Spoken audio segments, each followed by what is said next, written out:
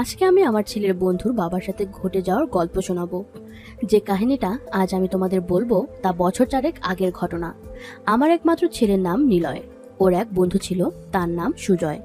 নিলয়কে আমি প্রতিদিনই স্কুলে নিয়ে যেতাম, আর সুজয় আসতো ওর বাবার সাথে।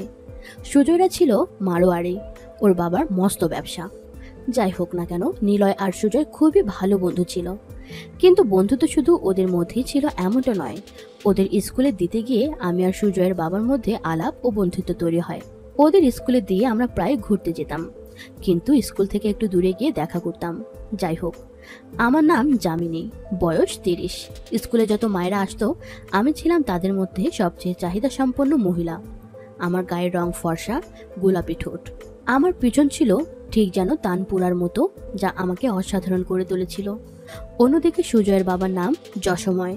ওনারও তাগড়ায় চেহারা, তামাটে টকটকে রং, মোটা গোফ, গালে হালকা সাদা কালো ঘন দাড়ি, অসুরের মতো শরীর। ওনার বয়স 38।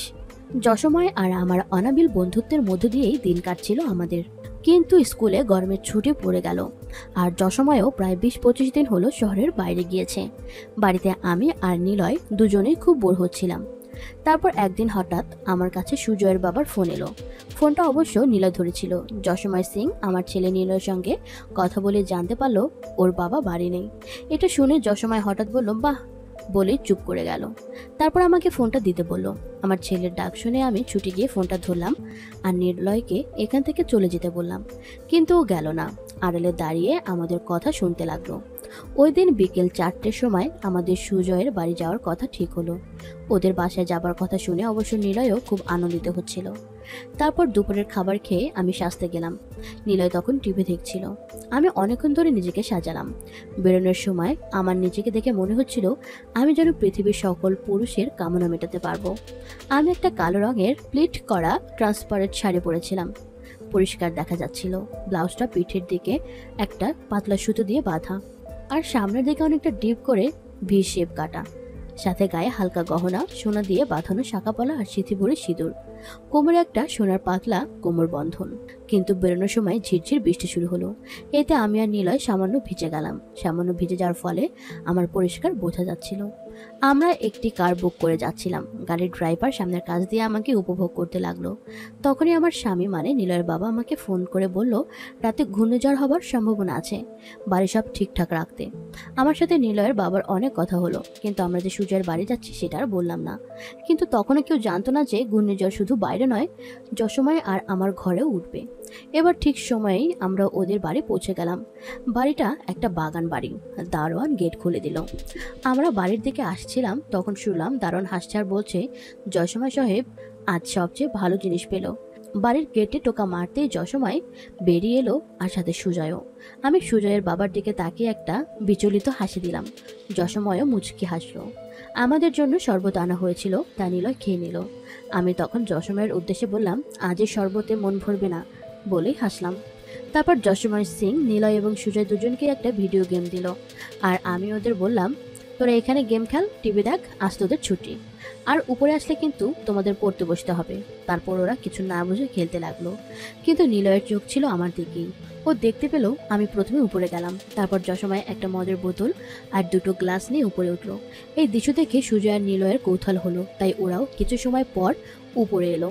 একটা ঘর থেকে নিলয় আমার হালকা হাসির আওয়াজ শুনতে পেল। সুজয় নিলয়কে বলল, এটা ওর বাবার বেডরুম। রুমটা একদিকে কাচের দেওয়াল, আর বেলকনির দিকে ওরা একটা খোলা জানালা পেল। ওটা পর্দা দিয়ে ঘেরা ছিল। নিলয় আর সুজয় পর্দাটা সরিয়ে দেখতে পেল যশময় কিভাবে আমাকে পুতুল বানিয়ে খেলা শুরু করেছে।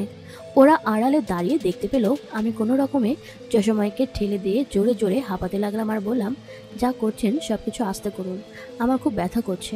তারপর যশময় আমার কথা মতো কাজ করতে শুরু করলেন। কিন্তু ওদিকে 4টে চোখ আমাদের দেখছিল, তা আমরা ঘুণাক্ষরেও জানতে পারলাম না। যাই হোক, একসময় আমরা দুজনেই ভেসে যেতে লাগলাম। আমি তখন মনে মনে ভাবছিলাম আমার বরের কথা। এই গাধাটা কেন এমন খেলতে পারে না? ও যদি যশময়ের মতো খেলতে পারতো, তাহলে আমাকে কষ্ট করে এখানে আসতে হতো না। একসময় সুজয়ের বাবা আমাকে বলল, যামিনী, আমি বিশ্বাস করতে পারছি না তুমি এখানে এত ভালো কি করে আছো। তোমার বর এখনো ভালো রেখেছে কিভাবে? আমার মতো লোকের পালায় পড়লে এত কোমল আর নাজুক থাকতো না। আমি এবার আরো লজ্জা পেয়ে বললাম, কি যে বলো না তুমি, বাদ দাও তো এসব। আমার এই কথা শুনে যশোময় বলল, অপদার্থ তোমার স্বামী একটা, এরকম বউ থাকলে আমি ঘর থেকেই বেরোতাম না। আমি এবার স্পষ্টভাবেই বললাম, কি করতেন তাহলে? যশোময় বলল, কি করতাম সেটা একটু পরে দেখতে পাবে। আমি বললাম, আমাকে শেষ করে দাও যশোময়, আমি আর পারছি না, খেলা শুরু করো। আর তখনই যশোময়ের আক্রমণের সামনে নিজেকে খড়কুটোর মতো মনে হলো, আর এর সাথে আমি ভেসে চললাম খেলার রাজ্যে। চোখ বুজে আসছে, চেষ্টা করেও খুলে রাখতে পারছিলাম না। প্রায় 1 ঘন্টা পর সে দিনের মতো আমরা খেলা শেষ করলাম। সেদিন সন্ধ্যায় আমাদেরকে নিয়ে সিনেমায় গেল যশোময়। আমি আর যশোময় পাশাপাশি বসেছিলাম। সিনেমাটা খুব হাসির ছিল, আমরা খুব এনজয় করছিলাম। হঠাৎ করে সুজয়ের বাবা আমার দিকে মুখ নিয়ে এসে আমার গালে একটা আদর বসিয়ে দিল। আমি ওকে বললাম, কি করছো যশোময়, ছেলেপুলের সামনে এরকম করা ঠিক না। ও বলল, কোনো ব্যাপার না যামিনী, ছেলেরা সিনেমা দেখতে ব্যস্ত, আমাদের দিকে লক্ষ্য করার সময় ওদের নেই। আমি ওর কথা শুনে নীলের দিকে তাকালাম, দেখলাম ও ভীষণ মন খারাপ করেছে, আমার দিকে দেখছে। ওর মনের অবস্থা বুঝে আমি যশোময়কে বললাম, আর একদম দেরি নয়, আমরা চললাম। সেদিন আমরা রেস্টুরেন্টে খাওয়া দাওয়া করলাম এবং বাড়ি ফিরে এসে নিলয়কে নিয়ে ঘুমিয়ে পড়লাম। এই কয়েকদিনেই আমার আর যশোময়ের মধ্যে গভীর একটা সম্পর্ক গড়ে উঠেছিল।